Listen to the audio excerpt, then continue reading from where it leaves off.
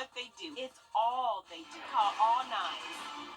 The First Alert team, the best in Georgia.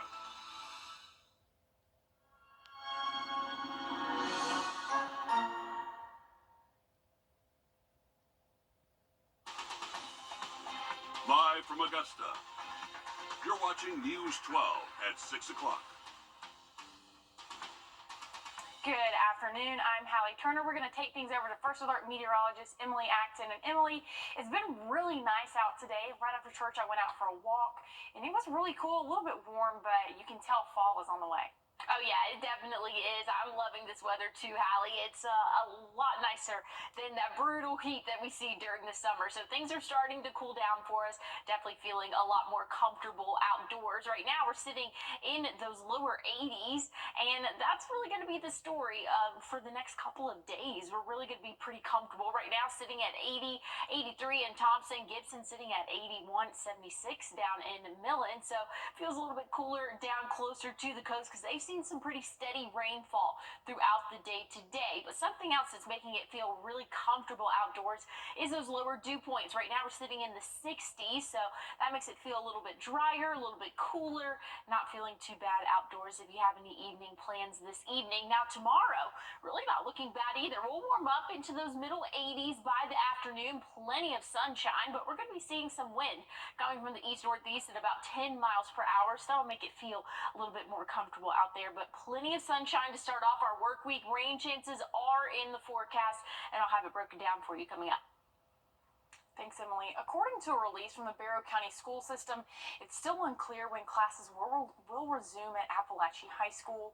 4 people died in the mass shooting on Wednesday, and today the principal sent a letter to parents and staff members saying leaders are still trying to determine the next steps. Students are allowed to retrieve their belongings tomorrow afternoon. The 14-year-old suspected shooter and his father are both facing murder charges right now. 9 others were injured in the shooting. And the 58-year-old president and CEO of Waffle House has died after a long illness. Walt Immerse, the CEO since 2012, was affiliated with Waffle House for more than 30 years. He also served on the Atlanta Police Foundation's Board of Trustees, with the foundation calling him a tireless advocate for public safety. The Atlanta's mayor said he leaves behind a remarkable legacy. And in the race for the White House, both Vice President Harris mock debates ahead of their face-off. And as Trump and Harris prepare for the debate, preparations are already underway in Philadelphia. The streets near the National Constitution Center are closed. Pennsylvania is both critical for Trump and Harris, as the state is sided with the winner of the last 2 elections. No Democrat has won the White House without winning Pennsylvania since 1948. And Boeing and the workers' union have reached a deal to avoid a 33,000-member strike. Union leaders say the tentative agreement meets its goals. Boeing provided details saying it includes raises over the next 4 years' life agreement, along with the improved 401k plans and more time off. Union members who build the commercial jets still need to approve the deal. And the line fire burning in Southern California has expanded to more than 17,000 acres.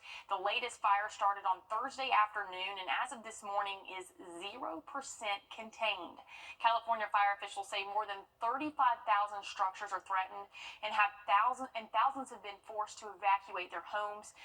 3 firefighters have been injured, while California's governor has declared a state of emergency in the county where the fire is at. Here's what leaders have to say about the major challenges they face. So the biggest challenge when the fire is unpredictable like this is knowing where to position all your crews. So right now we position them all over the whole fire, most importantly within the neighborhoods around homes. We've yet to lose or damage any structures, and we want to keep it that way. And the cause of the fire is still under investigation. And Goodwill is hosting a Career and Resource Expo tomorrow from 11 to 2 at the Snelling Conference Center on Washington Road. The free event looks to connect hiring managers with job seekers looking to advance their careers. A wide range of companies will be there with opportunities in different career fields. And a manhunt is in progress for a suspect who injured multiple people in Kentucky. The latest in just a moment. But we've had beautiful weather conditions for our Sunday, and we're going to do it again for the start of our work week. Rain chances are in the forecast, and I'll have that broken down for you coming up. This. We're taking a live look over our station at Riverwatch and I-20. Look, the sun last night, the sunset, Emily and I had dinner outside. It was so nice. It's not ready to set yet, but if you haven't had dinner yet, you might want to eat outside. It's super nice, right, Emily? Oh yeah, I think I'm going to do it again this evening. Beautiful sky conditions out there and pretty comfortable temperatures as well. We're sitting at 80 right now, feels like 81. Those dew points though in the 60s, and that's really what's making it feel so nice outdoors. Those winds coming from the east at about 10 miles per hour, so just a beautiful evening for us. Now a little bit of a different story.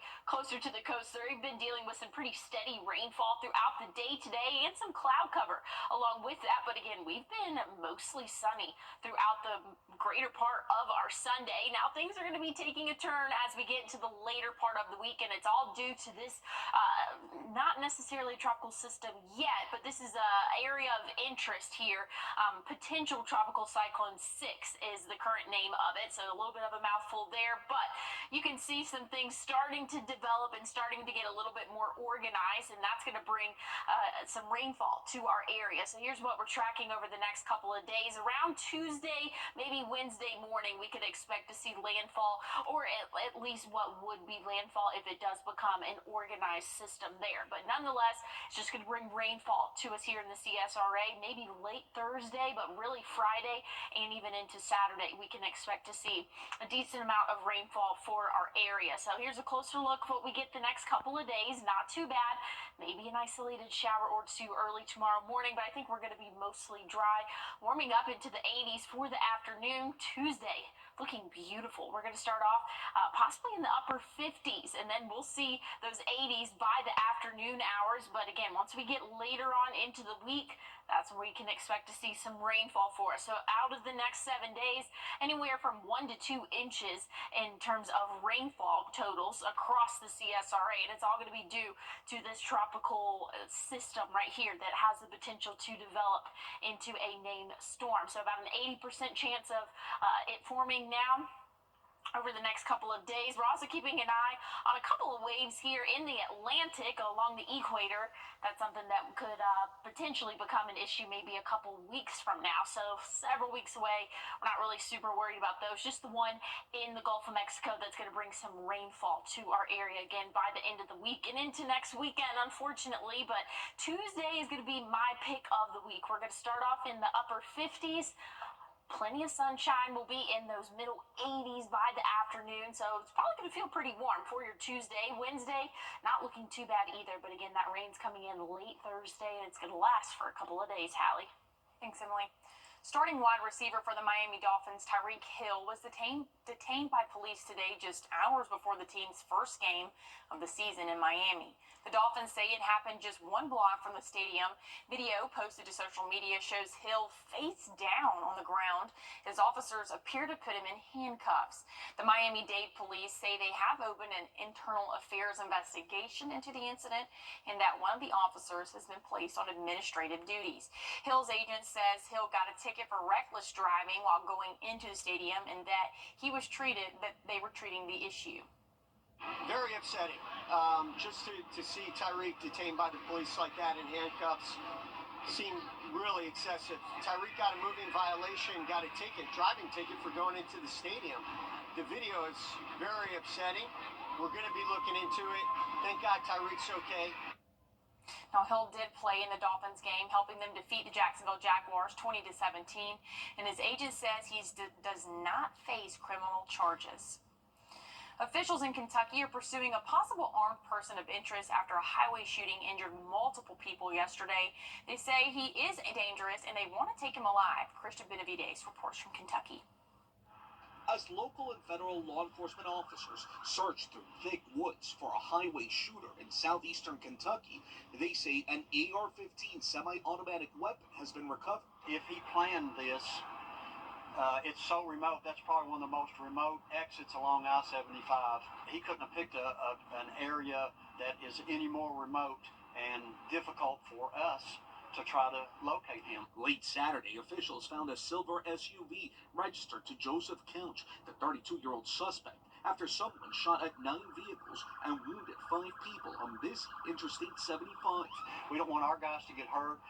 We don't want any more of the public to be hurt, and we want to take them into custody safely. And it's a big task. According to authorities, an individual who was off that exit fired multiple rounds into the lanes going in both directions. The shooter was not in a vehicle at the time. They told us that we was not allowed to go that way because of the active shooter. This nearby resident says getting home was a challenge because of road closures.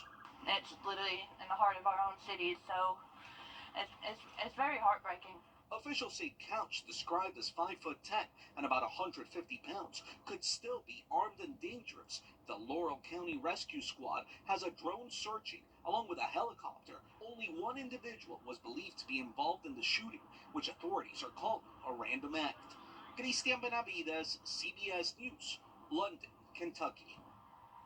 Now, the sheriff's office says all but one of the victims were from out of state. Authorities caution members of the public who might spot the person of interest not to approach him. And Stellantis is recalling over 1 million Ram pickup trucks to fix a software issue.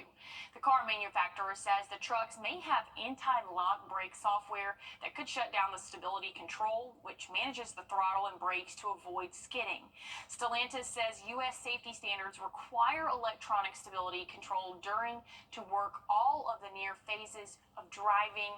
The recall covers trucks from 2019, some in 2021, and then those models through 2024. But these trucks are mostly in North America. And ahead of his NFL return tomorrow night, the author of a new book about the Jets quarterback Aaron Rodgers spoke about it, how he describes Rodgers in the book after the break.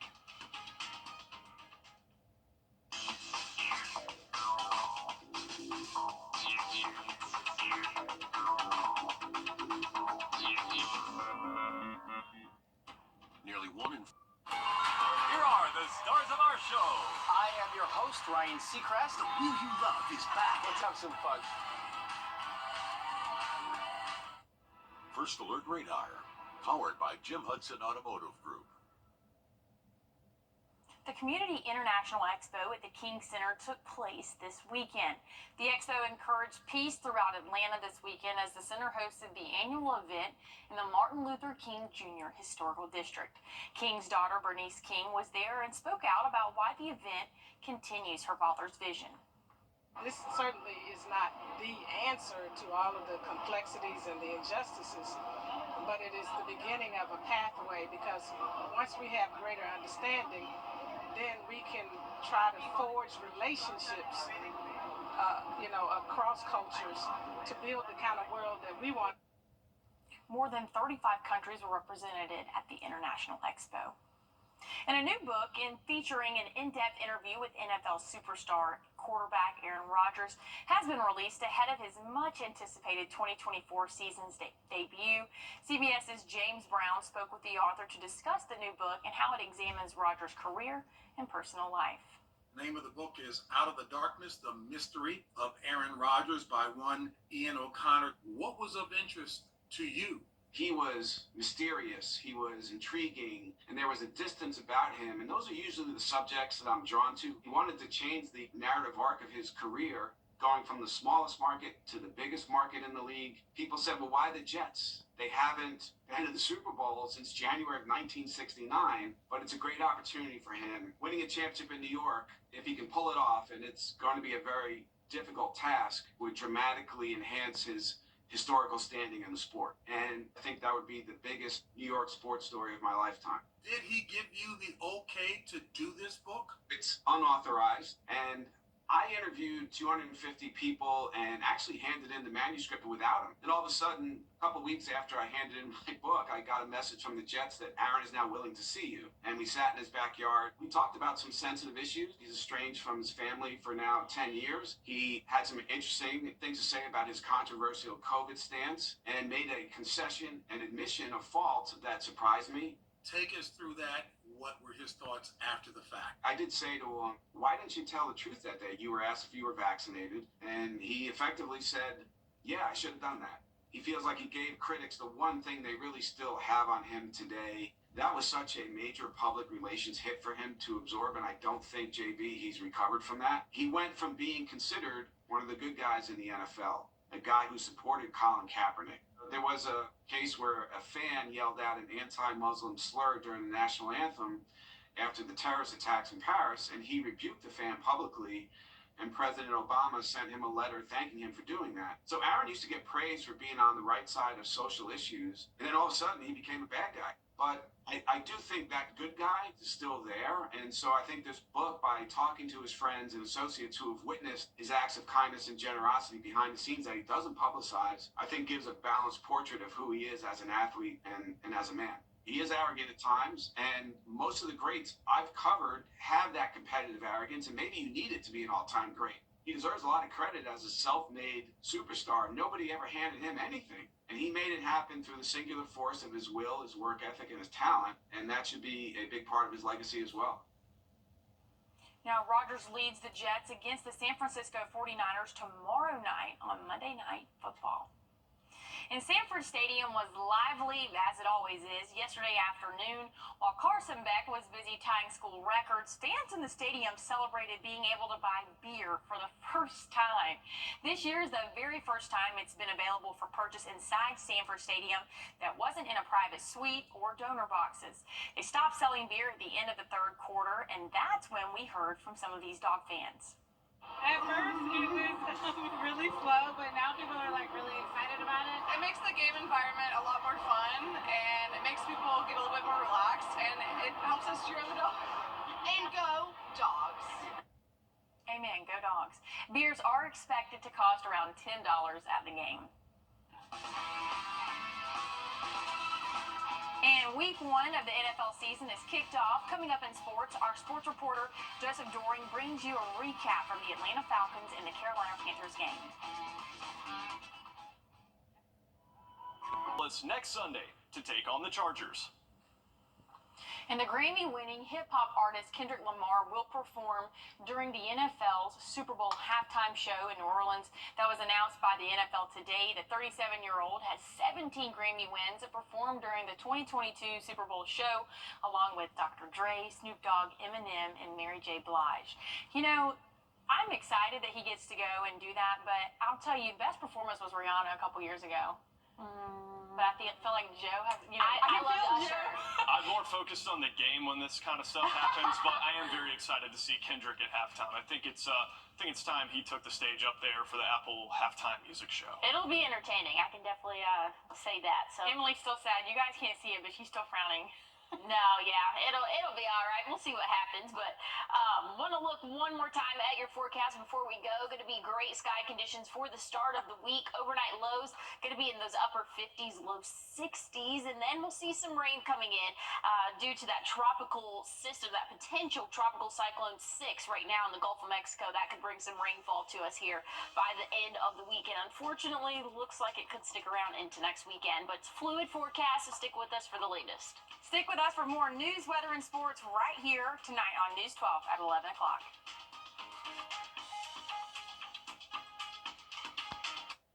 August was born 3 pounds, 9.8 ounces. When I first saw him, it was like a whole range of emotions. Joy, sadness. There's going to be obstacles. You're going to feel like, why is it happening to me? You're going to realize you're not the only one. There's no perfect way. Your own way will be the perfect way. You're gonna protect it with all your might. Just seeing him happy, it's just joy, you know?